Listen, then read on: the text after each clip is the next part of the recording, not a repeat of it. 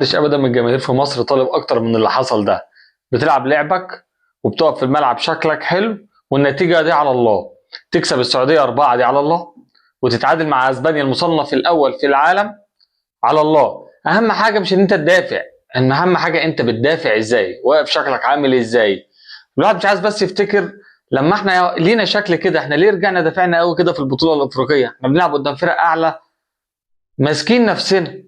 الشوط الثاني اسبانيا استحوذت، طب مصنف الاول في العالم، فرقه على ارضها منتخب عالمي، فطبيعي ان هو يمسك كوره ويستحوذ. وعلى فكره مش عيب ابدا ان مصطفى شوبير يبقى مان اوف ذا ماتش، دي مش حاجه وحشه والله. دايما بنقول دايما الفرقه او المنتخب البطل او الكويس لازم بيكون ليه حارس بطل.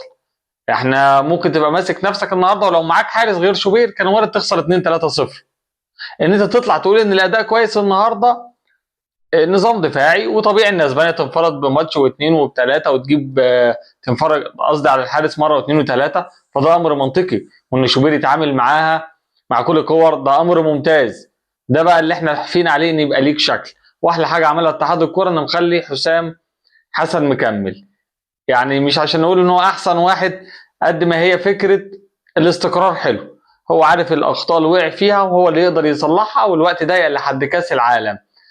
احنا ما رحناش ب 100 كوره، بس رحت بكوره واثنين وثلاثه، وكنت ممكن تعمل شكل حلو للماتش ده، تنتهي كمان نتيجه معقوله ومقبوله جدا، والناس شكلها حلو والله في الملعب، ودي حاجه تفرح.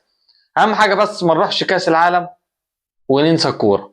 انا خايف بقى ان احنا في الود 100 100 وهنيجي في كاس العالم ربنا يحوش الوحش يا رب، وربنا ما يكتب لناش كده ابدا. هتلاقي اللعيبه دي ناسيه الكوره، ده اللي بيخوف الواحد. ده هتيجي قدام بلجيكا يا لهوي ايه اللي بيحصل ما تعرفش. الله، مش هو ده الفتوح العالمي اللي وقف يمين يامال؟ ما تعرفش مثلا ايه اللي بيبقى حصل ساعتها. اللعيبه لما بتصدق نفسها بتبقى حلوه. ما تعرفش بقى هل هي ازمه ثقه، الدنيا رايحه فين. الموضوع عايز اعداد نفسي لكاس العالم، ان اللي فات جاي. يعني كفايه ان احنا ما كسبناش ولا ماتش في كاس العالم ده، نكسب حتى ماتش واحد كده ونحسن نفسنا شويه ان شاء الله ربنا